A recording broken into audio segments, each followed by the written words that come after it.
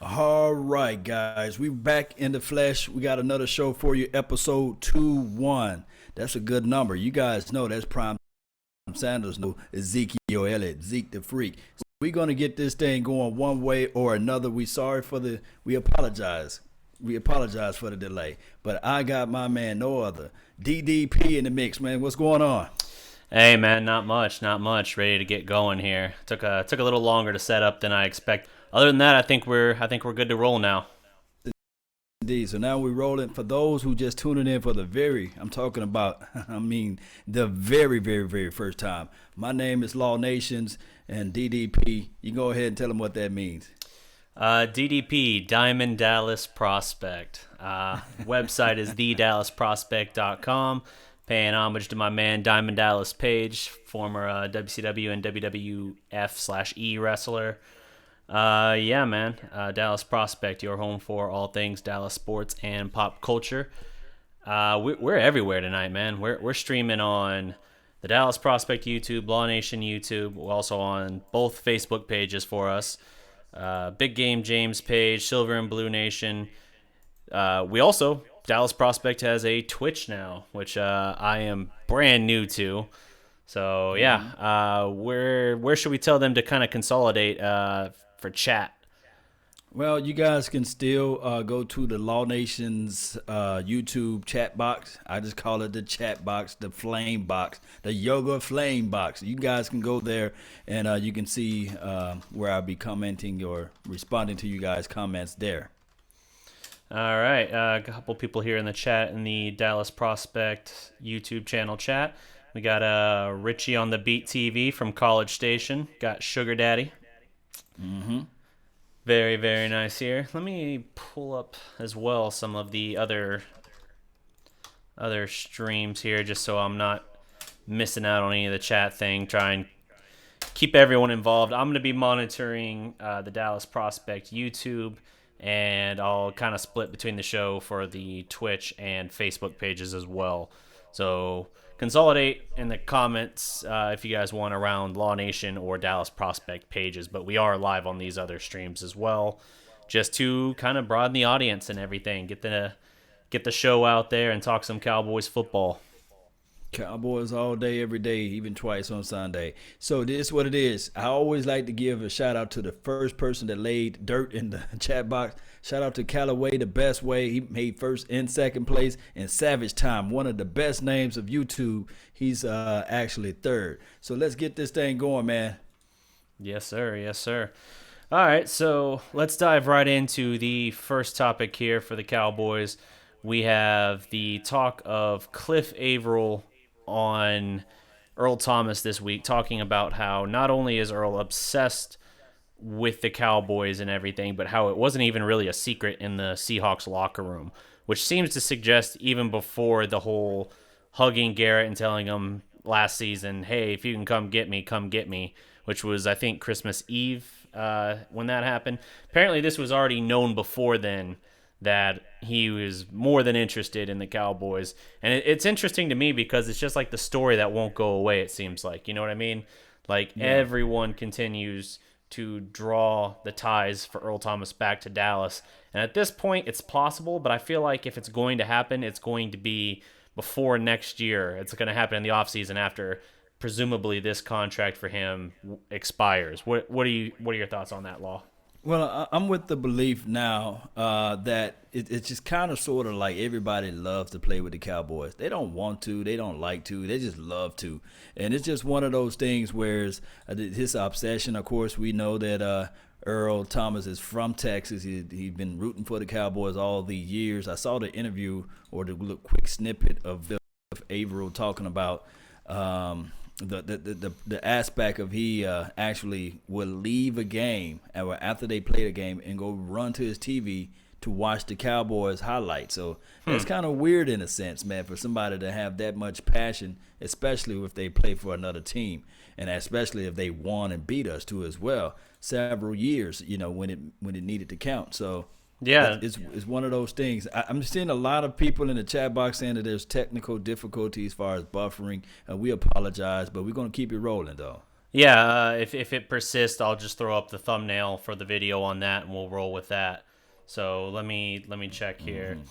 If I can't get this sorted out here momentarily, we'll just throw that up there and roll without. Go pure podcast. Yeah, I just went with my logo. They said my face was frozen, so I'm just gonna go ahead and go with the logo. Okay. Let me flip to that here then. Um,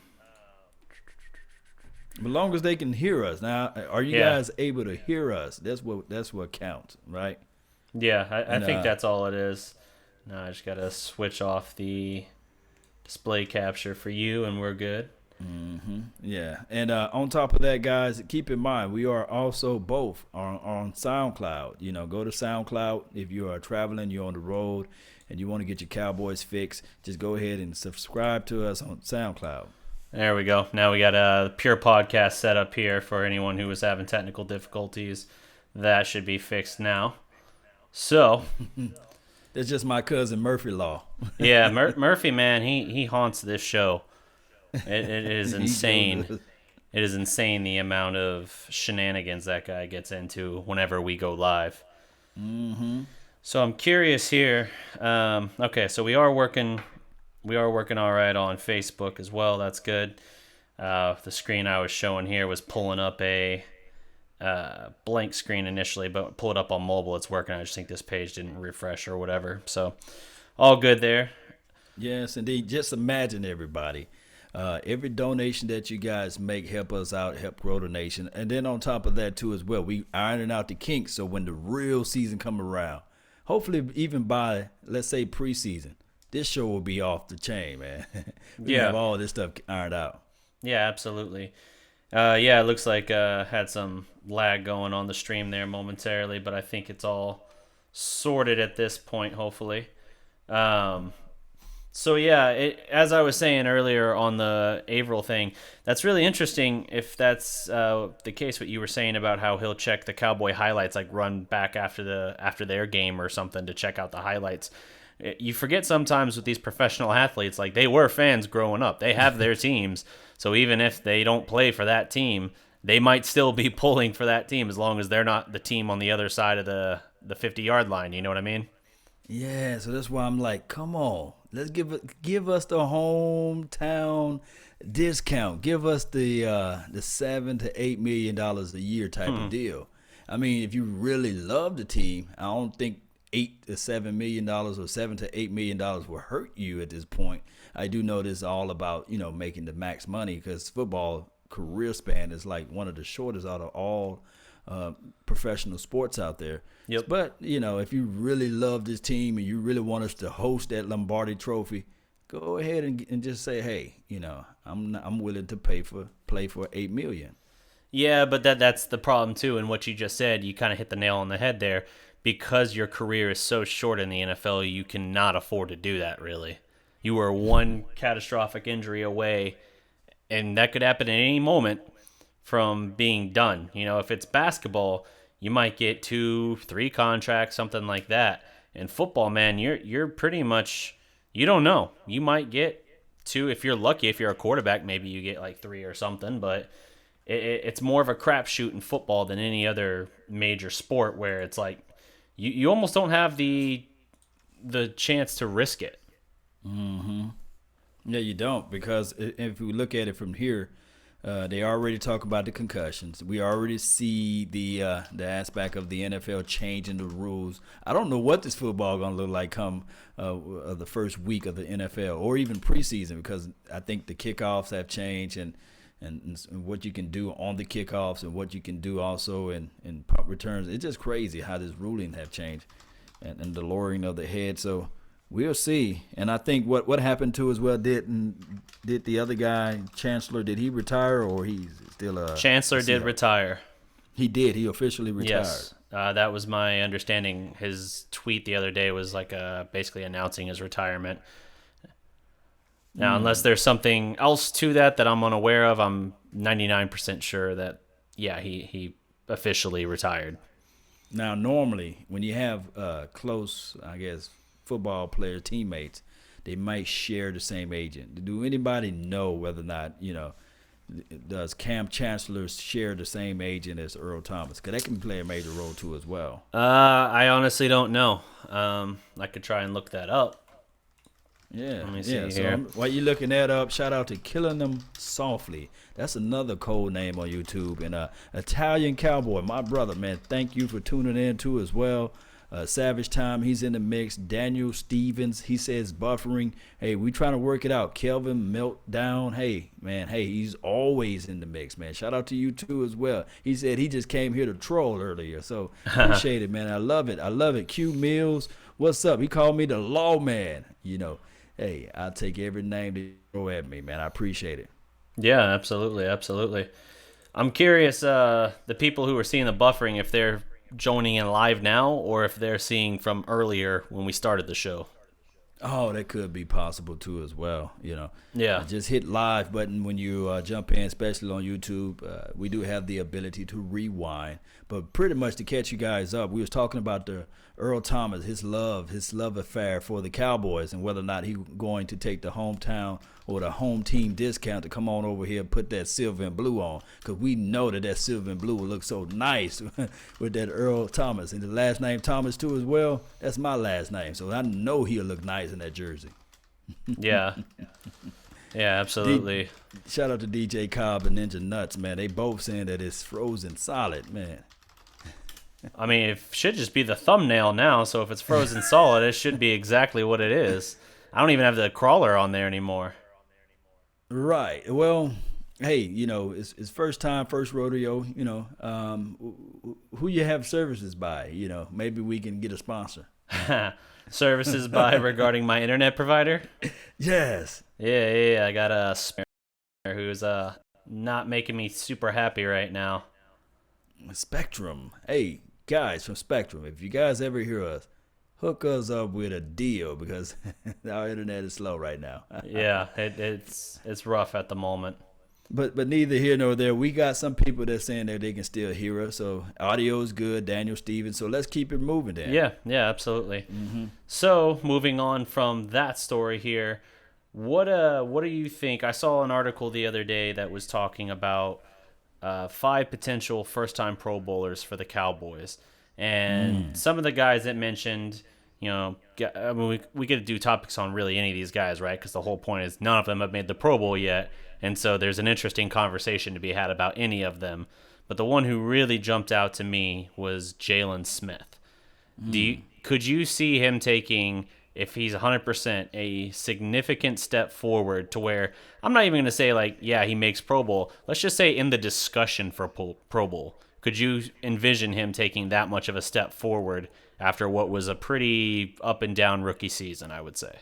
Yes, I think he led the team in tackles for a few games too as well. So I can see him being in the Pro Bowl. But, you and I both know we don't want to see them in a Pro Bowl because you know how the ruling goes. We want to see him in a Super Bowl. Now, All-Pro, making All-Pro, that's what I really want to see him make. I think that he have a strong chance of being a Pro Bowler. And also Jordan Lewis. I don't think that if they put him down into the slot, and if he shows up and ball out, I don't think that there's another slot guy that can outperform him in 2018 coming out of the NFC. And just me just telling the truth, man. I really think that he's pretty much the hip pocket of the world. Just like if anybody have those blue jeans and that little small hip pocket that you put your keys in or whatever you put there, that little small baby pocket that's on the side of your hip. That is what Jordan Lewis is. Now, as far as what Jalen Smith, if he can play 90% of what he played like in Notre Dame, he's a shoe-in. I'm talking about a real shoe-in as a Pro Bowl / All-Pro too as well.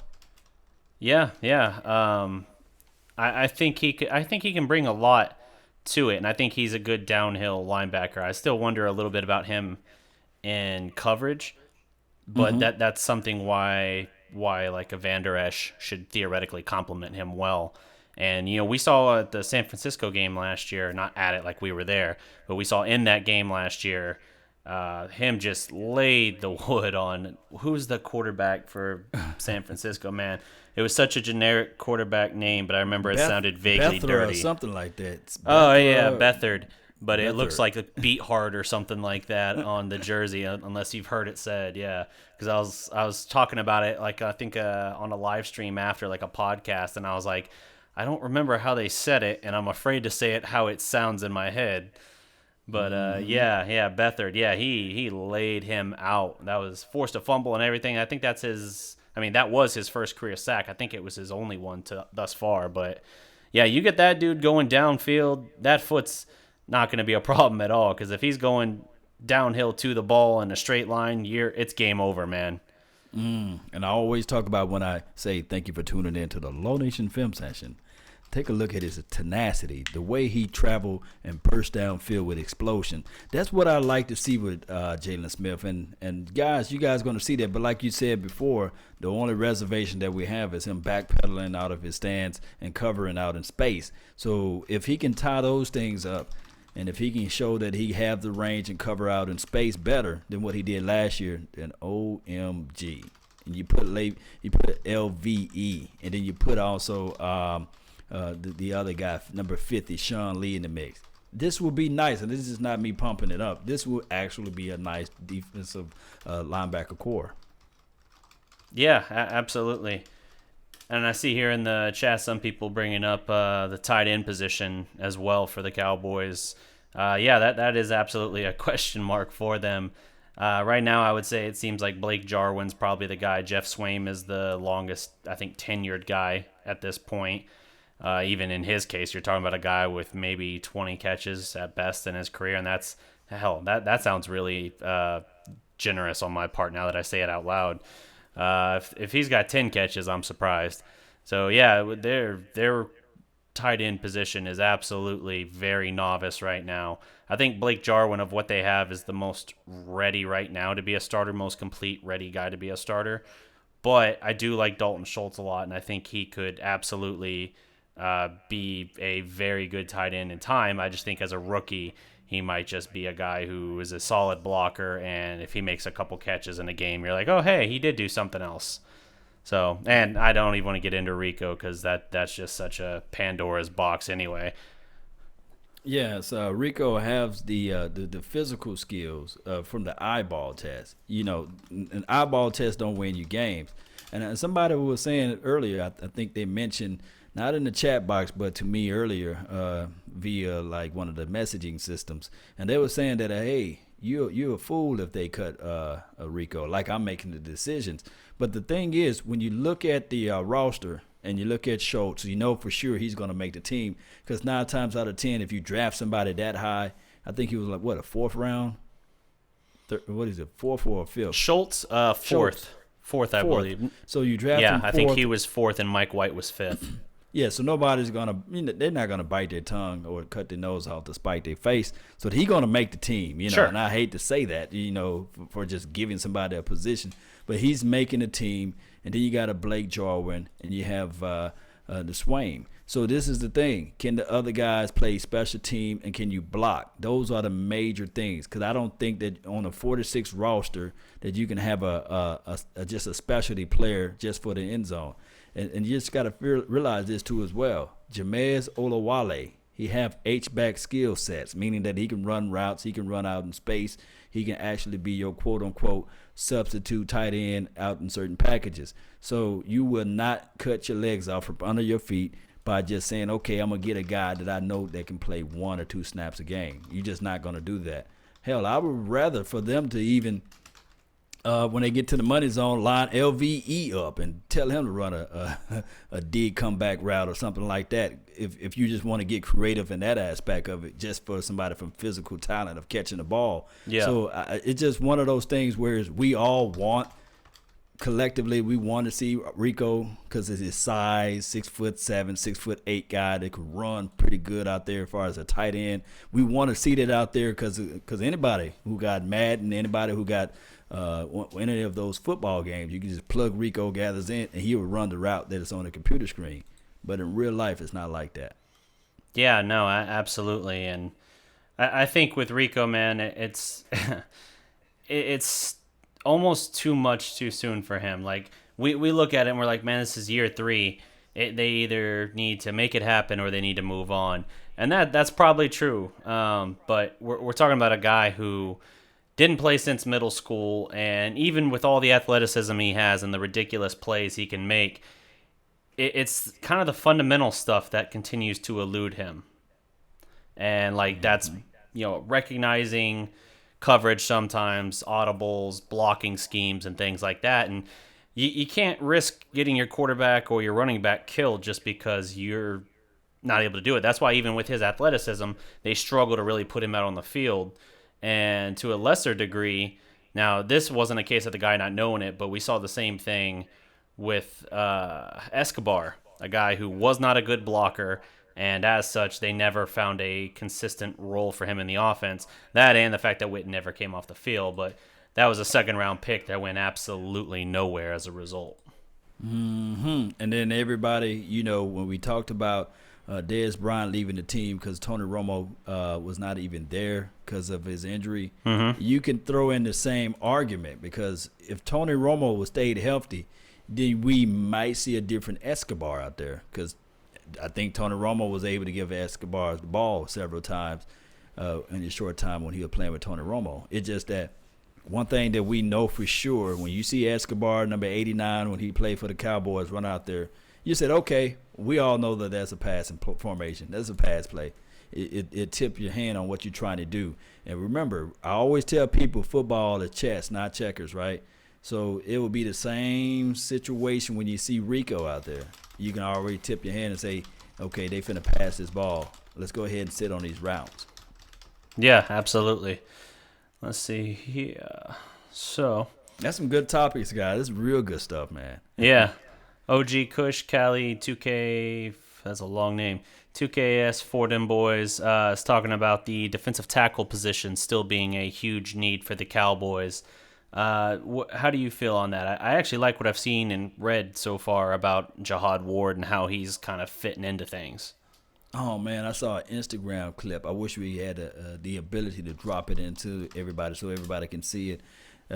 I'm seeing that he's working on his hands, some kung fu techniques, separation, getting separation. But my only reservation was not about his hands. My reservation was him getting off the snap. So yeah. Hopefully, I know for sure. I can't wait to see what old Rob Marinelli is going to give him his nickname. I can't wait to see that, what his nickname is going to be. But hopefully he can get off his stands pretty fast and help out the guys that's in the inside. Because I think Collins, I saw him on Instagram. Guys, if you ever just want to know the insights of players, go to Instagram. They post when they working out and jogging hills and stuff like that.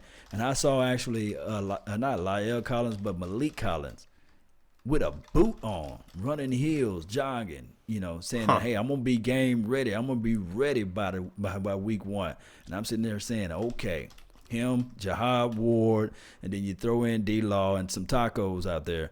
It's going to be nice. And then did I forget about Randy Gregory? Yeah. Put him in the mix too as well. It's going to be nice.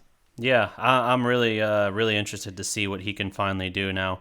As Vach has pointed out, even though he didn't play at all last year and he only played one game the year before, it's a guy who a lot of what makes him special is just his natural ability, right? His bend on the edge and all of that, his long arms, things that give him at least some leverage or advantage in a lot of situations. It's not something where it's like, okay, well, it's not the same degree as if you have someone who wins with technique and they're rusty on the technique. Like he is a, blow around you or get the leverage with his long arms, keeps it from you really getting hands on him. And then even if you do get a hand on him, he's got enough bend to kind of work around the edge and get after the quarterback. So I think in his regard, he might get off to a little bit of a slow start, assuming he's reinstated like we all think is going to happen. But I do think he will still bring in a good impact for this team. The first time in his career, we will really look at him and think like, wow, this dude's actually paying off finally. Like he is a legitimate contributor, on a good defensive line for us. Yes, indeed. He's going to be rolling up the quarterbacks, Yep. coming around with a blunt force hand to the face. But this is the thing. I do know that lately we all been bashing Roger Goodell, right? Mm-hmm. Maybe just maybe if I do some reverse psychology, maybe I can just say Roger Goodell is a good guy. He's a wonderful commissioner. He's doing everything the right way.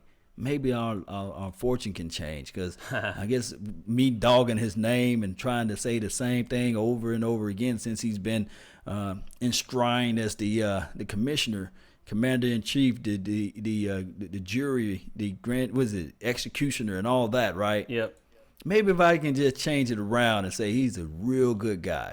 Because everything else I've been saying, he's been getting raises every year. The NFL been flourishing. I think they made $14.5 billion last year, and on pace to making $20 billion this year. So hopefully, if I can just say this, and everybody in the chat box just change their mind about Roger Goodell and say, hey, Roger Goodell is one of the best commissioners that's ever touched face on any sports program, and maybe some fortune would change for us, right? Yeah, absolutely. I'm actually now I know you got hot earlier in the week over the recent suspension for the 49ers guy. Was that actually Alden? It was Foster kid, yeah. Yeah, Reuben Foster, that's who it was. Yeah, Reuben. yeah. So for those who might have missed that, I want to set you loose a little bit on that subject again to get into the kind of double standard being set for Reuben Foster, compared to Zeke, and how the NFL handled not just the investigations, but even then the punishment that it doled out in the end. Man, I got so much hate mail from the 49ers fans. I mean 49ers. They hit me up on Message, iTunes, Instagram and Twitter, MySpace, Facebook, even they have a MySpace, Snapchat, and they all got at me. Man, I'm telling you, they after Law Nation. They were saying, hey, man, you don't know the full story. Basically, the lady or the broad or the woman or the beautiful lady, however you guys want to call her, basically, they said that she lied and she recanted her statement towards the police, and they threw it out. But they failed to realize the man had gun charges, and he also had got caught with marijuana. And Sure. I guess he passed the marijuana test. I guess his levels were all clean. But you remember this story of Greg Hardy. Mm-hmm. I mean, the lady didn't even show up for the bench trial or whatever the trial case was, and they still had the conclusion. Everybody was saying, well, he paid her off, and that's why we still going to go after him. I think that's a fairly fair assessment in that case, though, because I think she just stayed away in general at that point, because she was pretty gung-ho about it until they apparently met and discussed some things, and then suddenly she not only didn't report but kind of stayed away in general. So I don't know on that one. I always get leery of defending Greg Hardy. That's pretty tough. Yeah, to do. it's the hardest thing to even try to put into that box. But what I'm saying is, and trust me, guys, I do not respect the man that put his hands on a woman, because any man that put his hands on a woman should answer to some form of law. But this is the thing: if there's smoke, there's fire, right? And and then on top of that, something had to happen. What happened then? What made her go to the police and say this man drugged me across the floor? And then what made the witnesses? What made all of the people with the commotion? How all of these people all of a sudden hush about it? It's fickle process with that. Now on Ezekiel Elliott's case, we had factual evidence that the lady had text messages and other forms of media saying that, hey, when the police come, lie and say that you saw him hit me. You see, and then they said the lady got into a fight the day before at a club. This is from the Tiffany girl that put Ezekiel Elliott under the bus. Those bruises and all that stuff. The people that was at that club said, no, she got in a fight with, I'm going to just throw a name out there, she got in a fight with a Tamika, she didn't fight Zeke, She got in a fight with Tamika, she got them bruises from that, and then on top of that, we saw from the Ezekiel Elliott phone, from her saying that, hey, they're going to believe me. And I'm I'm gonna ruin white. your career and all Yeah, that. I'm gonna Yeah. ruin your career. I'm white, you black, and they're gonna believe me. So the NFL at that point, after they read that information, they should have said, you know what, Ezekiel Elliott, we're gonna pull you in the room. We're gonna talk to you about this situation, and we're gonna tell you, hey, you gotta slow it down. But we still gonna suspend you for conduct unbecoming, because that's the power of the commissioner, right? To still suspend him and say, hey, your conduct off the field, whether or not it's true or not, we're just gonna go ahead and suspend you for these 2 games. But you gotta stay clean, because you down a pathway where you can't return. But Yeah. this witness right here, this lady right here, this have these allegations, these accusations against you, whatever you call it. We're gonna just dismiss this time. Because that's exactly what they did for Reuben Foster. That's exactly what they did for the Jarvis Landrys of the world. Yeah. No, I agree, and I think Zeke didn't do himself any favors by not exactly being a Boy Scout during that year-long investigation either. Whether it was allegedly punching the DJ at the club, or him pulling down the girl's top at the St. Patrick's Day parade, things like that.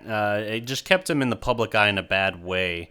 And if you're in Zeke's situation there, I think the best thing you can do, you want to. Ooh, I got to be careful on how I choose these words. You don't want to make yourself look like the bad guy in the situation. You want it to look like the NFL is being like unjust in what it's trying to do, and like it's basically being just in general unfair in the situation to you, and how you're the victim in that sense. Like, oh, I didn't do anything wrong. These are false allegations, yada, yada, yada. Look at my record otherwise. But when he's out there doing all that other stuff, it's kind of just reaffirming, well, he is under investigation with the NFL, and they are looking into him for domestic violence. Like, it just felt like it kept that in the forefront, and in the court of public opinion, he wasn't doing himself any favors if he was trying to get anyone outside of Cowboy fans to think that he was being treated unfairly or taken advantage of. Yes, indeed. And then let's look at this too as well.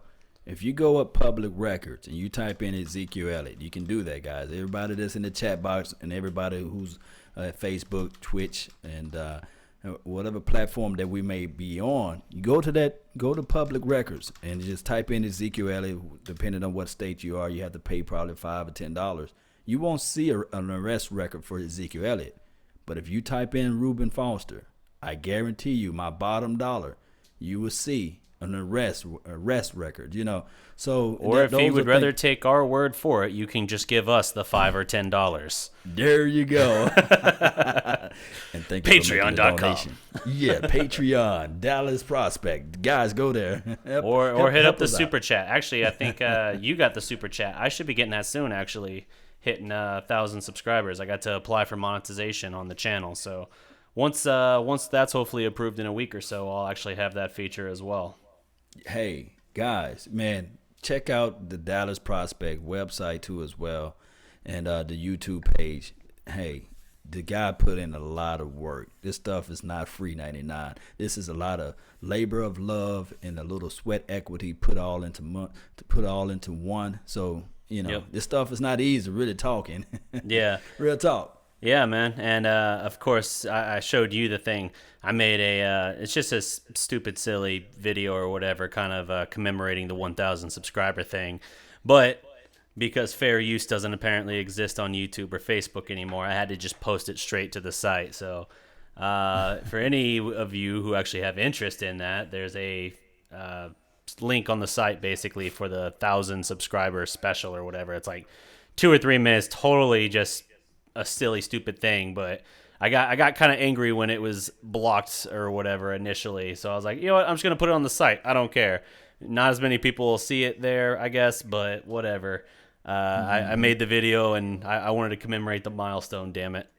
Yes, indeed. That's what I'm talking about. It's hard to get 1,000 subscribers, and I know that my original goal was to just post stuff to the YouTube so I can watch, and then all of a sudden it grew. And I said, I want to hit 1,000 subscribers. It took me almost a year, So, I mean, for you to hit it that fast, man, that's a remarkable thing. So I started. It's kind of interesting when I think about like when I technically started the Dallas Prospect. Like I registered the DBA. I run it all through in August of 2017, but the first version of the site didn't launch until like mid October. But then, even then, I wasn't really pushing any stuff out there. I was just trying to like write articles and get content on the site because I'm like, what's the point of advertising that I have a site if I have no content on it? No one's gonna want to look at it. So it wasn't until like January, like early to mid January, that I actually started putting it out there, getting more active on social media, and kind of saying like, "Hey, look at us, we're new, the new kid on the block and all that." So really, it's only been about 6 months to already hit that, and that's awesome. A lot of that's come just working with you guys, Law Nation Silver and Blue and all that, but a fair bit of it as well is the NBA draft coverage and free agency and things like that, which is really cool. I like kind of how we've diversified the audience a little bit in that regard, cover some of the other sports we talk about as well. Yes, indeed, man. And hey, Dallas Mavericks, hopefully they can win another championship too as well. And since I'm in Big D, you know how it goes. Although I'm a diehard, I bleed purple and gold. Everybody know about that. But although, it is what it is. I'm in Texas. We know what the Lakers just did, but we're gonna move forward. What was the next topic? I don't want to let everybody know about that purple and gold. Yeah, I'll just say on that as well. I'm gonna take you to one or two Mavs games this year. See if we can at least get that to be a secondary team for you. Greg Jackson here in the comments on the Dallas Prospect page is saying that he's from West Virginia and watched every one of Tavon Austin's games. That's pretty nifty there. What do you think his impact will be? The kid can definitely do some special things, but we haven't really gotten to see it in the NFL yet. And I know some of the kind of detractors on it who kind of like, poo-poo the idea of the Cowboys signing him and expectations for him. They point to the fact that who's the Rams coach now? McVay? McVay. Yeah. They'll say like, oh, well, he's like the quarterback whisperer and he's this great offensive mind. He couldn't really make him that effective of a player. Why do you think you can? I would argue McVay didn't have a whole lot of time with him, and he's not like an atypical player. He's kind of a hybrid running back receiver, like slot receiver. So I don't know. What do you think on that? I mean, McVay is cool, but he didn't beat us the last 2 years he was with the Redskins, did he? And it was one of the things, too, as well, that McVay, yes, he's I guess a student of the game as far as putting people in the right places.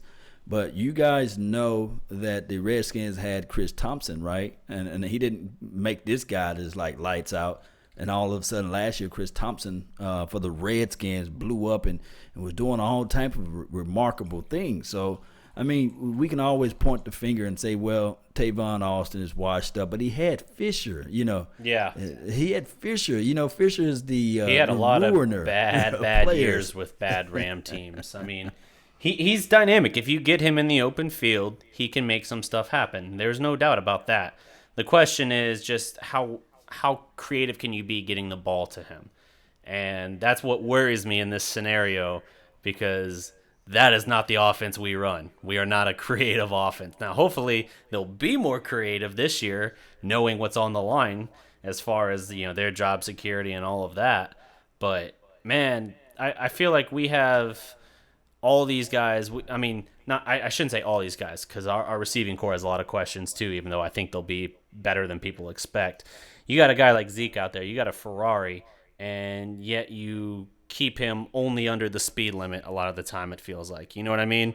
Like, you don't ever get creative with him. You don't ever take him out on the open road and just let him open it up. It's just one of those things where it's like you got this great engine, and yet you're so concerned about everything else that you just play it too safe, and you don't ever let him really shine to his full potential. That's what drives me crazy, and that would be my concern with Tavon in that regard. Not saying that it's the same animal necessarily, but I still think it's a guy who, if used properly, can be very effective. When did Jason Witten ever come off the field? I know you know that stat. Man, he played something like 83% of all snaps last year. I mean, he led by a mile all tight ends in snaps last year. Okay, so he led by a mile. When we talk about creativity, and I do know I'm not trying to throw this man under the bus, we do know that it was talked about, this for a long time, that Dez Bryant had only 3 routes. Is that correct? That they opted to run with they him. had 3 that they typically ran with him. It was usually one of those 3. One of those 3. And then you couple that with the fact that Jason Witten rarely gets off the field. Mm-hmm. And now I'm setting everybody up with this question here. What is 10 personnel? A lot of us don't know that. What is 20 personnel? You see, so when you start, and you got so many packages within those personnels now, that's meaning that now you can line up with 1, back out there in the backfield and 0 tight ends, because now you have more weaponry now with that aspect, with that look. And now with 20 personnel, you can actually line up with Ezekiel Elliott and Tavon Austin, and you can throw Cole Beasley still into the slot. Now that's going to create different type of packages. They're going to create different type of wrinkles out there. So when people say, hey, the Cowboys have no creativity, because you was a handicapped Jason Witten out there.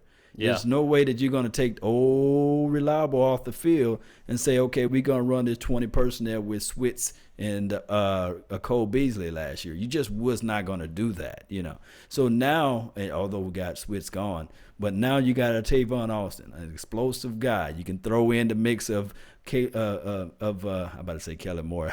But you throw in the mix of a Cole Beasley and also Deontay Thompson. It just can throw in so many wrinkles now, you see. Yeah. So, I mean, regardless of whether this team want to or not, they're going to get creative. And then think about this, too, as well. Now that you have Tavon Austin, who is a better jet sweep runner than anybody that we ever had since Rocket Ishmael, I mean, he's just gonna be a better guy that can run that jet sweep. And then we're talking about the reverse too as well. That's different than the jet sweep. I think that he came on the Cowboys breakdown, tail of the tape, and I think they had one of the guys trying to talk to him about formation and football plays. And he said he loved to do LOVE, love to do the jet sweep. And we're going to see him getting out of the backfield. And regardless of what anybody say, the Rams offensive line not even close to this one. Yeah, I think they're getting there in the last couple of years, but they're not as good as certainly for the majority of that time, right? They were trash for a while. I think now they're getting to be a better offensive line, but yeah, they're a ways off. They're not the 2016 line by any means for the Cowboys, and I think this offensive line for Dallas is going to be, I think by year's end, will be as good, if not better, than the 2016 line. Yes. That's one of my somewhat bold predictions. The bold prediction. That's good, man. That's a good bold prediction, and I see that anybody, can pretty much block better than what a Byron Bell did last year, right? And anybody can block better than what a Chaz Green is. So as long as we don't have those two, as long as we have, you got the Cam Fleming guy that we got from New England, and then we have the Marcus Martin guy. Not calling him the guy that's like a Picasso, or he can turn water into wine. But these are guys that can be great substitutions. I didn't know that was Picasso's trick. Right. I just thought he was an abstract artist. Right. So these guys can't paint like an abstract artist like a Picasso. Yeah. But what I'm telling you is that when they put a Marcus Martin in, hopefully we don't see him. But when they put him in, hopefully, and I know for sure, I can stand on this chair and say, he's gonna be better than a Byron Bell. Oh yeah, I think so for sure. And what I really care about is that these new offensive linemen are better than Chaz Green. Right. And I see Vach Lombardi. Guys, follow his page. He's a longtime follower of the show. Vach. And also, Vach, man, he do film breakdown. He knows. He's already working on 2019 guys. Is he wanting to get in here? Let us know, Vach, if you want to get on in, man. But when you jump in, you can't show your face, though. We got... I got the thumbnail up symbol. Anyway, so even if you tried, it wouldn't do anything. Okay, cool. Let us know, Vach. Let us know. I call Vach Lombardi the people's champ. Vach Lombardi's work is now featuring on the DallasProspect.com. Oh, wow. So if you guys go to the DallasProspect.com, where every legend was once a what? Prospect. Yes, you guys can see Vach Lombardi's work because he's working on 2019 people. And one of those guys that he working on, I can guarantee you this: they either gonna make Pro Bowl, All Pro, or one day in their lifetime they might can make it to the Hall of Fame. So that's where this all starts, man. When they are, redshirt freshmen or trying to make the football team and they made it to the NFL, stuff like that. That's where I like to watch film at too as well. When they before they became, the mega superstars, Yes, sir. Mm-hmm. Oh man, let's see. Oh, Daniel Meza, shout out, watching us up at his work. That's sweet. Let's see. Yes, Shell Shack on the tollway. A lot of Dallas athletes love that place. That sounds like a place we should check out for an upcoming live remote. Oh yeah. I'm starting to wonder if we're a little overdue for one of those. Training camp comes up into this month. Maybe. Yes, indeed. We can show up live in the flesh. You guys know I say live like 95. Yes. Let's see here. So, trying to jump here. If you guys got questions in the chat, feel free to throw them at us here as well. We'll pick up and run with whatever added topics get checked in. I saw James Sorrow, shout out to you, Italian Cowboys, Ninja Nuts in the mix, and Jay Farm and Vaj Lombardi. Shout out to all Nuts. You guys. Yeah. Boy, we acting a fool out here, boy. That's the best way to do it, man. Let them see the personality, not always just the analysis. Yes. That's Vach's charisma. Yes, indeed. Maxwell, what's Talking good? Doski Woski and PC Whiskey. He gonna break it down for you, man. Yeah, for sure. So I saw someone asking in the chat here what we think if the Cowboys should look to add a veteran tight end in camp. How do you feel about that? Like, say, an Antonio Gates or something. Not Antonio Gates, but somebody was telling me, and I forgot, man. Charged it to my head, not my heart. They sent me a link, and they said, what about the kid from Tampa Bay Buccaneers? I think his name is Bright or Britt, and I think he fit the mold of what the Cowboys like to have in I think his name is Kyle or something like that. He's smart. Bright, yeah. Now, he'll be the only guy that I can maybe offer up a trade or try to dance with to get him on this team. They did like a scenario of what you would do or what you'll get to get this guy. And I was like, okay, he'll be the only guy, because, they drafted a tight end last year and they don't need another tight end. So he'll be the only guy that I really would lean on. Did you hear that drop? I accidentally just hit a button and played a drop or something. Okay, all right. I did. It didn't at all fit what you were saying, so it was a bad press. I was trying to clear something on the Stream Deck and I accidentally hit a audio file. Whoops. At least it wasn't inappropriate. Right.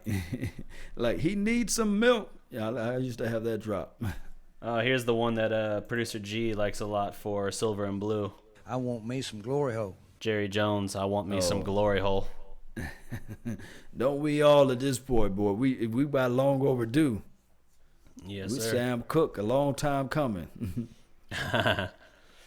Let's see. So give me a question or a topic that's being kicked around in your chat. A lot of people talking about Jock. I mean, Vach. I'm about to call him Jock, man. Vach. Everybody talking about Vach. What are they saying? 95%. I like Vach. Vach is ruling everybody in the chat box, man. He get the Thunderman Award, man. Yeah. Vach Lombardi off the top ropes, the people champ in the mix. Let me see if I'm Hit him gonna with the send you the elbow. link. Yes, indeed, man. I'm gonna send him this. Hey, get him in here. Get him on in here, man. I know he probably be busy with his day job or night job. Let me see if I can find him on this thing, man. Yes. So what was the next topic, though? Let me double check. Chia. Just in case he want to join, I sent the people champ the link. And when Vach say when I bring him on, he always bring him on to fight somebody. So you ain't fight nobody today, Vach. Nah. Yes, indeed, man. Oh man, I'll be really excited when we get to training camp and all that, because we do these shows every Thursday, but this is undoubtedly the slow season for football as far as the activity. Salute to all you guys checking us out, even here in the off season, even in the dredges of the off season where there are fewer topics than usual. Man, it's rarely nothing. And for Cowboys Nation, for Cowboys News, that's a good thing. Yeah. Let's see. The next thing I had drawn up was talking a little more on Randy Gregory. That's Vach's boy as well. So man, if he's coming in, this is the perfect thing for him to lead in with. But the thing is with Randy is that to me he's still an unknown. You know, the unknown of the unknown. I mean, I love his band. I love the way he can tack and fight up the field. Mm-hmm. I love his aggressive mindset and demeanor when he was playing for Nebraska. But the only thing, and he, of course, you may look at him from the eyeball test and say, okay, he may be suspect against the run. But that's not the case because he's pretty good against the run too as well. It's just that, okay, conditioning, you know. Yeah. Will he be able to play 30-plus snaps, or will he be able to play a full, entire half without, gasping? Because you do know that when you take plays off, that's when injuries occur. So my thing is, my only reservation that I have on Randy is he injury prone? Will he be ready to fight? And I always my slogan for this year is not just finish the fight. We're not going to just finish the fight. I want everybody to hashtag start the fight. So that's going to be my beating drum for the first start of the year, is that I'm going to try to make some T-shirts, and we're going to say start the fight. Yeah, exactly. Let's see here. So I see someone chiming in asking regarding Dez and if we already talked on the possibility of him returning. Just to answer that question, I don't see it at this point. You already got $4 million in dead cap money for him. It makes no sense to then give him a new contract and pay him closer to the $12 million when you weren't willing to even offer him a pay cut in the first place. You're already paying him in a sense, not really paying him, but you already owe $4 million as far as dead cap's concerned, and then you have another contract. Even if you got that for like a 6 or a 7, all right, cool. Now you're paying like 10 instead of 12, but you weren't even willing to offer him a pay cut. So apparently, in the day that he was released. So what sense does it make now other than to signal to your receiving core that you don't really believe in their development or anything like that? I think at this point you just roll with it without Dez. Do we have Vach in the building? No, I don't know. I sent them a link. Oh, okay. Botch, I sent you the link, but somebody said, get your butt up in there. But shout out to Montana 808, man. Thank you for tuning in for right now. And somebody said they want to also for us to go over like the recap of what we already talked about. For those who missed, we can always hit the rewind, or we can just tell you right now we already talked about the Earl Thomas situation. Possibilities of him coming, and also his teammates talking about his love affair for the Cowboys and the way he just loved. He would actually leave out of the locker room once they finished beating whoever they beat or lose whoever they lost to. He would actually run to his TV or flip over his phone and watch the Cowboys highlights of us, dominating and beating folks, when we did do that. So that's what Earl Thomas is. And then we also talked about, what was the other topic we talked about? We talked on our expectations regarding Jalen Smith and if we thought he could be in at least the discussion for Pro Bowl. Yes, and we talked about that aspect of it, Pro Bowlers, and my two people that I had for first time Pro Bowlers would be Jalen Smith and also Jordan Lewis, hip pocket. Yeah. And I did a film session earlier today on Cheeto Bay Awuzie. I think that between the two, between Jordan Lewis and Cheeto, is that Cheeto is a little bit more physical. You can play him up a little bit closer, and he can just dominate with the physical trait. But the Jordan Lewis's of the world, he's freakish, long arms, and he's more of a nuance. He just ride you like a hip pocket. If you got those Wrangler jeans and you see that pocket is on the side of your pocket, that's what he does. He just rides your hip, and you can't shake him aloof. He's just right there, and you can just jar that ball out. And hopefully with the Chris Richard system, that he plays a little bit more press, and they can trust their safeties and linebackers more in this system. Yeah, absolutely. One of the interesting names on that, let's see. Training camp, for those wondering, I think starts, it's like the 25th, or maybe that's the state of the team address thing, but it's like the end of this month that it starts when they're in Oxnard. I saw one of the names on that list that I referenced earlier. I think it was Inside the Star who had the list, and they were talking about potential first-time Pro Bowlers for the Cowboys. And one of the names they listed on there, from an ability standpoint, 100% agree. If he was not suspended, I would have totally agreed he would probably be the most likely candidate. They listed David Irving, and I was just kind of thinking, like, man, you think he's gonna make it even with the 4-game suspension? Because that's a tough spot to make that. I mean, you got Donaldson there from the Rams and everything, or Donald there from the Rams. Mm-hmm. So I mean, you've got some competition at that position to then suggest that he's going to come in and, despite missing 4 games, be a Pro Bowler. I guess if he were to have extrapolated the data from last year, like if he does that this year but doesn't miss those final 4 games and keeps like that kind of rate going, then yeah, if you're talking about him in 12 games having 12 sacks or something, right, like 11, 12 sacks, then yeah, maybe at that point you do have that case. Yes, you will. And the thing is with David Irving, I call him Belly Irving until I see him again. I just feel like he's going to be one of those guys, ESPN 30 for 30. What if I told you a guy that had Reggie White talent but was never able to get on the field?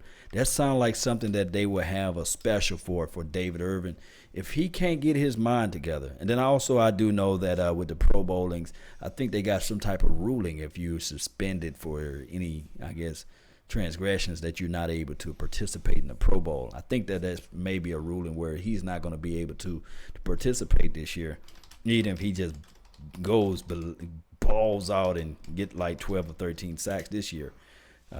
But I just hope whatever production that he can bring or will bring to the team is that it wreaks havoc on the opposition, and that other people can feed off of that, like the Jahar Wards and the Collins and the Tacos, So hopefully they can just eat off that and feed off that, and we can see a better play from D-Law too as well. And we know what D-Law did last year, so hopefully we still have our reservations on D-Law. We just want to have him to have that exact same year that he had last year, and we want to see what Taco can do.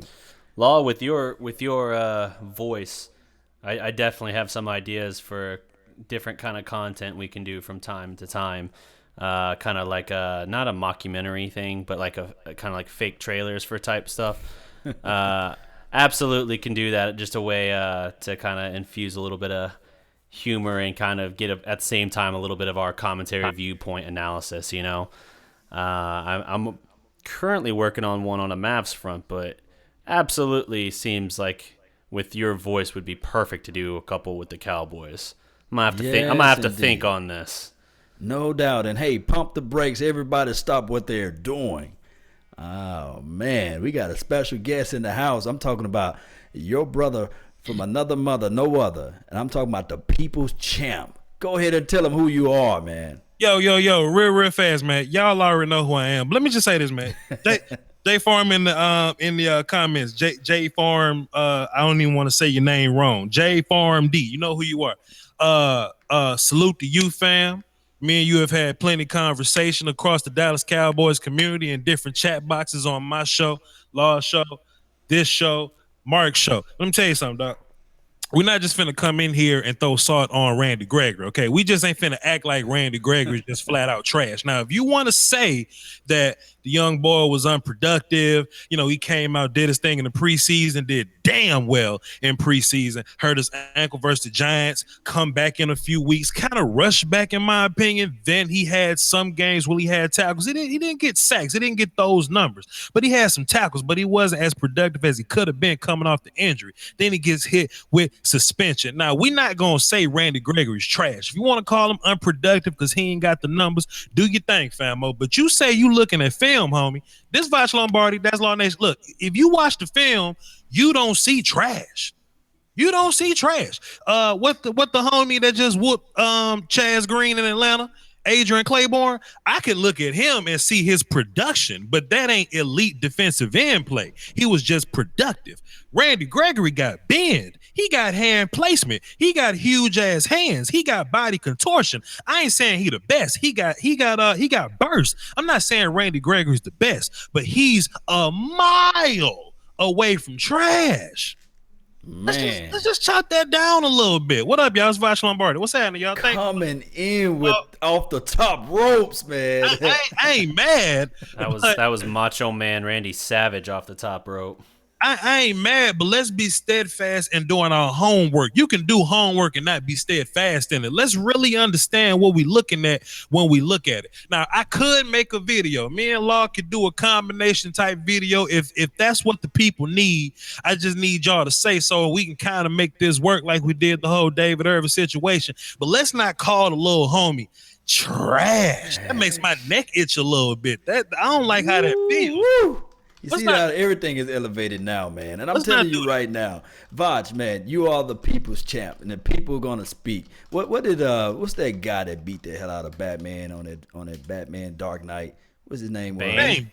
Big Bang. He said he's for the people. What was his saying? That almost started calling you. Man. When Gotham is in ashes, then you have my permission to die or something. Nah, he said he's coming for the people. There's man. a movie full of quotes. You got to give me something. Yeah, I don't know, man. My Dark Knight reference is just trash. That's trash. I feel what you're saying. Yeah. But you know what I'm talking about. Somebody in the chat box would know. He said he's giving Gotham back to you, the people. Something to that effect. Yes, he giving Cowboys Nation back to the people, boy.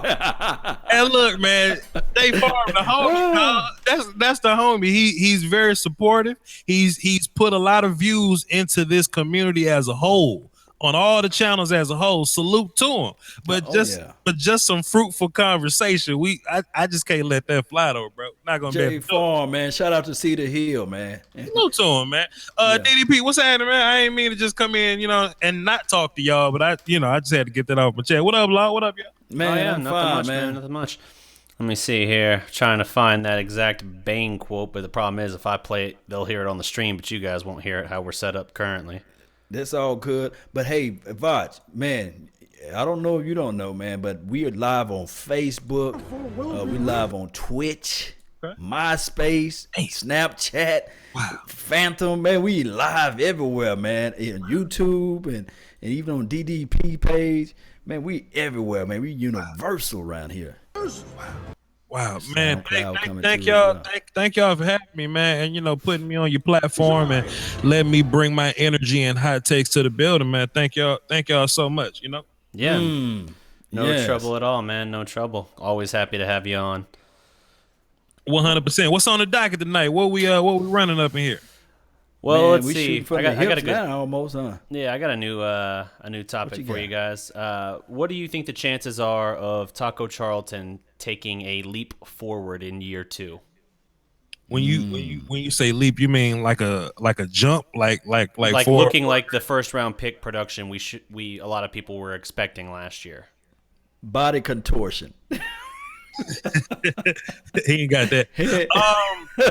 Bend. I had a theory that maybe Taco would be a tad bit more productive at 3 tech than he would be at the end spot. Just how I look at what we do with David Irving. He's like Law likes these big trash can full of dirt defensive tackles or whatnot. And I always say the game's evolving more into these athletic guys, these longer guys, or these guys that are quick for the inside. Aaron Donald, he ain't necessarily big and long, but he is quick for the inside. So I see a lot of teams taking defensive ends and they're bumping them inside. Calais Campbell played a lot of 3 tech this year, even though he was a defensive end with the Cardinals or whatnot. So when I look at Taco, he's not exactly David Irving size, but he is big, long, not really quick for outside, but he can be quick for the inside type of dude. So I mean, don't be surprised if we see Taco playing on the inside. And that could also be we don't want to pay David Irving contingency plan. But as far as a leap, I mean, as a football guy, man, I always say off seasons are magical. And as long as guys are doing what they're supposed to do, we can see leaps and bounds from anybody. Guys just, they work on so much, man. They go to these teams, these camps. They give them dumbbells and sandwiches, and they come back swole. Y'all remember how small DeMarcus Lawrence was, and then he come back swole. Randy Gregory kind of came back swole a little bit. So NFL strength and conditioning is amazing. So I expect Taco to have a better idea of what he can do with his body, with his length, with his strength. Let me ask you this. Let me ask you this, big timer. Go ahead, bro. And I might have my foot all the way up my mouth. I did a comparable, and I know this is why you don't do comparables. But my comparable for Taco was Chandler Jones. So break down Chandler Jones and how far off I am of that comparable of what Taco Charlton is. How far off I am, or how much water I need to dive in and just not swim up for. You're fair in the way that they don't win with super athleticism. They kind of win by bullying. And damn, segue Jones, because I was just about to say this. Taco in Michigan was a bully of sorts. He wasn't this super technical type of type of guy, but he was solid with his physicality. Chandler Jones ain't no super bendy dude, but he knows how to manipulate cloth. He's a very pushy type of guy. He can play with your emotions and have you doing the wrong damn things. You know what I mean? So Chandler Jones gets sacks. I actually got a video coming on him, by the way. Chandler Jones gets sacks by setting people up and using physicality and using those extra moves, by using nuance of the game, because he's an old head in the game nowadays, not by being a super athlete or anything. So if Taco is going to have to figure the game out, he's not going to do it being a super athlete. He's going to do it with nuance, with hands, with positioning, things like that. That's what made a Hall of Famer of Jason Taylor. I'm not calling Taco Jason Taylor, but they similar in traits. I remember when you was doing film sessions, and you still do them, you were talking about what we look for is traits. What we look for is what can be the possibilities, what their size and their measurables are. Right. And when you talk about Taco Charlton, you look at his size, you look at his measurables, you look at his hand size, you look at what his bend is, and sometimes when you're talking about Randy Gregory, you're talking about what his traits are and what you can physically see with your eyes with that bend. And as much as we glorify and we love D-Law, we would never see that bend in D-Law of what we see of Randy Gregory, right? And this the funny part, dog. Yeah, go ahead, break it down. D-Law had to evolve into this. Like all the things that D-Law kind of figured out over the years, like Randy Gregory rolls out of bed with. You know what I mean? That's why I'm not too worried about him coming back being solid for us. Now, I'm not saying he's going to be a top tier double-digit sack guy. But if we just fix his conditioning, and I don't even think that's really a problem, because the Cowboy Illuminati probably sent some shadowy figure over there to work him out, knowing that he's going to be back with the team soon. So I don't doubt that Randy's been, working out the past few months or so. But the things that Randy rolls out of bed with, like I said, the length, the bend, the hips, the body contortion, Law kind of had to learn that. DeMarcus Lawrence kind of had to learn that. And I showed him a video. You can go see it, Vosh Lombardi, VOCHLOMBA. Like he's so much better with his hands than he was freshman, sophomore year. He's so much better with his setups. He's so much better with his planning. Planning is half the battle. Like he comes off the football saying, man, look, I'm gonna give this hard fake to the outside. I'm gonna let you flip your hips. Then I'm gonna give you a hand to your inside pectoral, shove you, then flip back inside to get the tag. You see what I'm saying? Like he's he's probably not thinking of that long, like I just said it, but he can think it faster than I can say it. And he's had to work on that. And that one move that I just explained, he did it. Law, I tell you. So Randy's gonna have to learn the nuance. Taco's gonna have to learn the nuance that it took DeMarcus 4 years to learn. But as far as like physical gifts, I mean, you can't learn how to be long like Taco or how to bend like Randy. You know what I mean? Hey, the people's in the chat box, the flame box is what I'm calling it now. They want to know. Give me a 30-second scouting report on this Dorrance Armstrong, because they got Dorrance Armstrong all in the mix. They say, Voch, talk about Dorrance. Connor Williams only gave up 1 sack, and it was against Kansas, and it was against your boy. He's also a bully. Now I do think Dorrance is gonna have to learn everything. You know what I'm saying? He's gonna have to learn the entire shebang, and he may not be productive year one, but however, what he is that he's, what's your word, Law? Tenacious. You know what I mean? Yes. He is very he is a very tenacious, mean, angry playing dude, right? So he may not get you with super technicality, but he's very tenacious. He's mean. He's angry. Plus, he got a good body for the game. Pretty long with his extension. Nice with his hands. You know, he likes it. You know, he like to get you after the whistle a little bit, smack you upside the head. I like small little things like that. But he's gonna have to get better with his hand placement and consistency. I'm gonna have to see him do it all the time because in some of these games he flat out disappeared. But however, he did get a sack on Connor Williams, and nobody else could do that. But how he got that sack on Connor was being tenacious. Connor thought he whooped him, but it ain't over until, you know what I'm saying, until that whistle go boop. Yeah. Playing through the echoes of the whistle, man. That's what I'm talking about. Building What's on, up, building BD? on that, I got a question for you guys. Which Cowboy draft pick do you think will have the biggest impact? Van Der Esch, Williams, Gallup, or Vach? You were saying you were just talking about Armstrong maybe not having a huge impact. So let's just say the first three: Van Der Esch, Connor Williams, or Michael Gallup. Who has the biggest impact this year? I'm gonna go ahead and go off the top ropes too. That Connor Williams.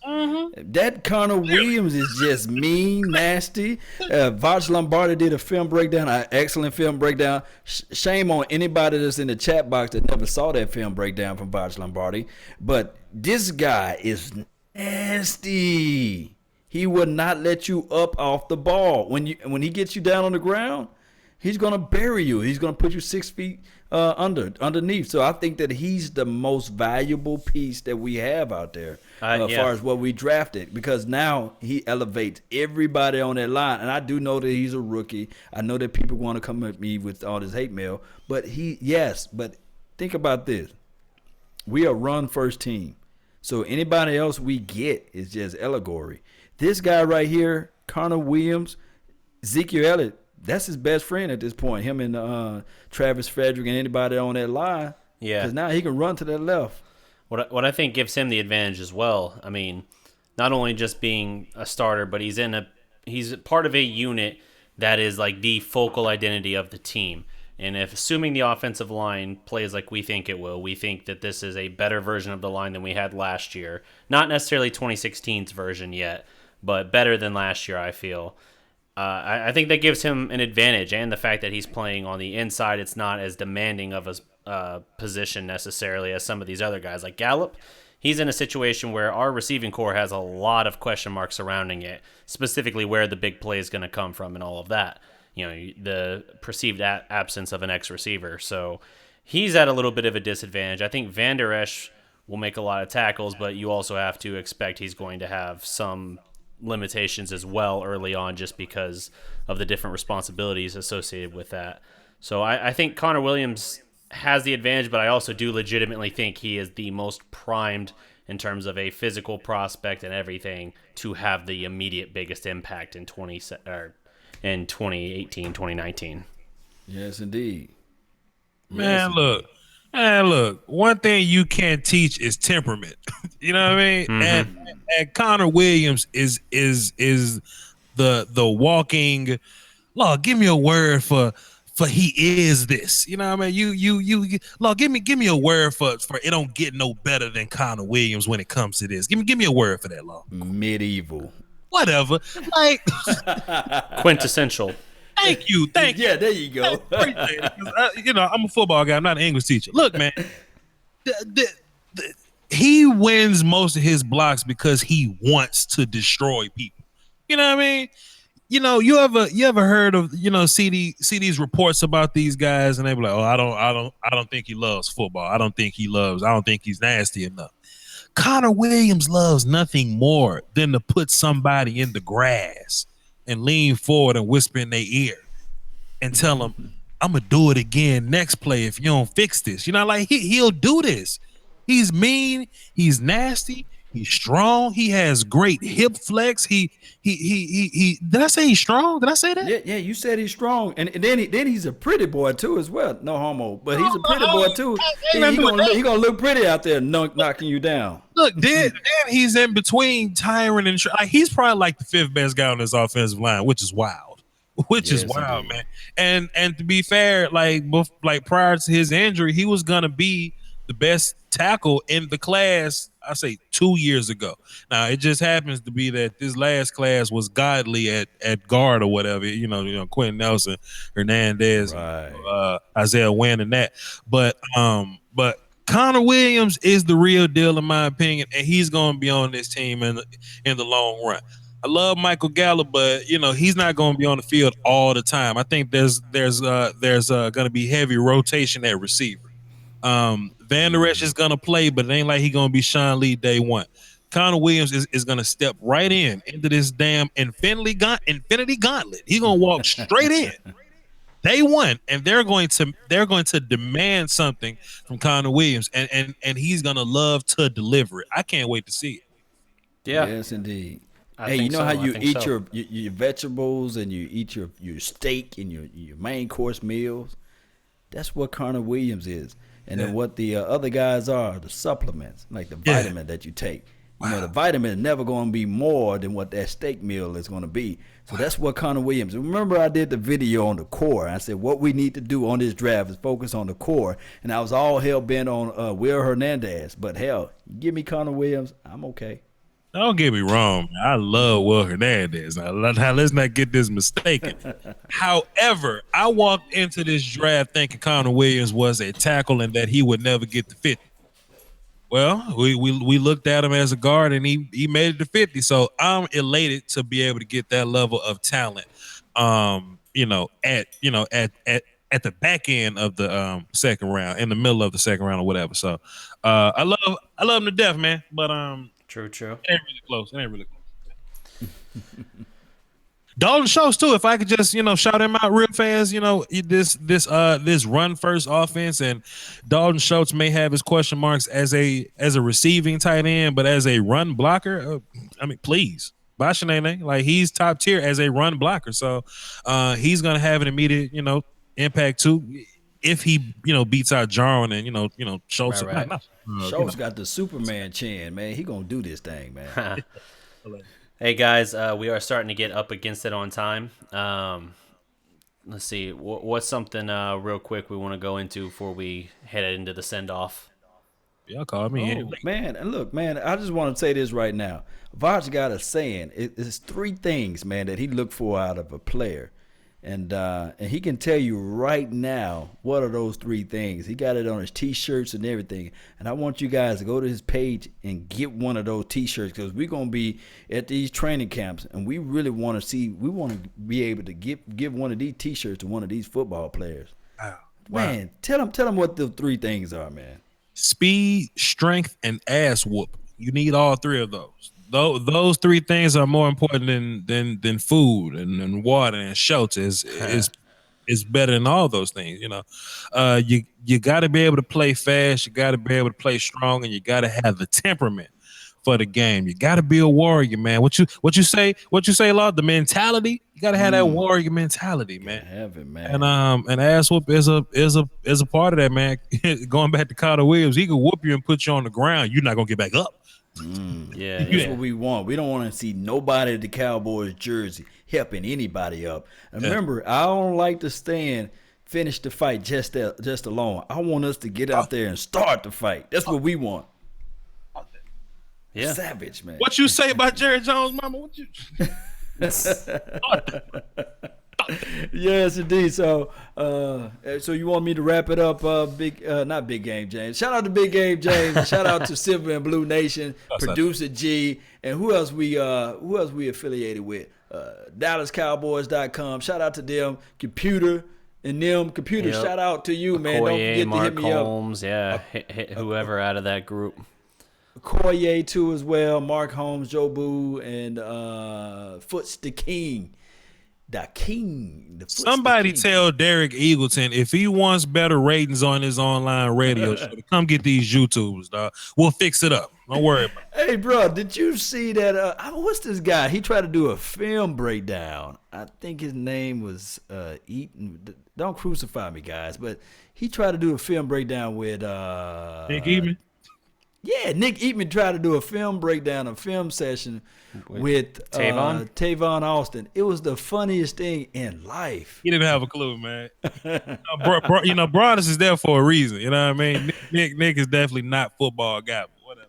Boy, tell it to taste, man. This is on the Cowboys website. I laughed, man. It was the best laugh of my life almost. But hey, you guys can always find me at Laws Nations at Twitter, MySpace, Twitch, YouTube, Facebook, and also I think I got a Snapchat somewhere out there and Twitch.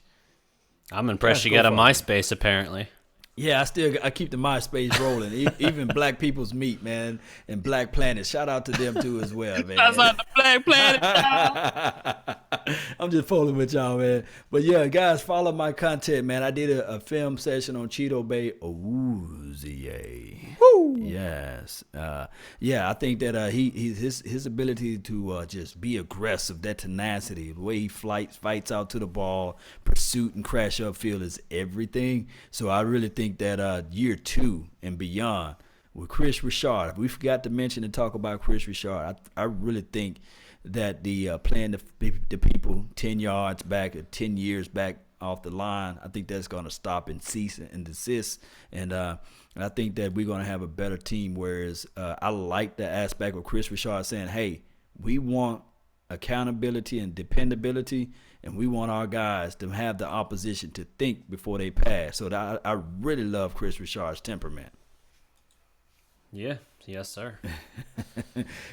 But that's where you guys can find me. But go ahead, Voch Lombardi. Tell them where they can find you at and all that good stuff. I mean, you can mostly find me on YouTube breaking down film of some of your favorite college players, even NFL players.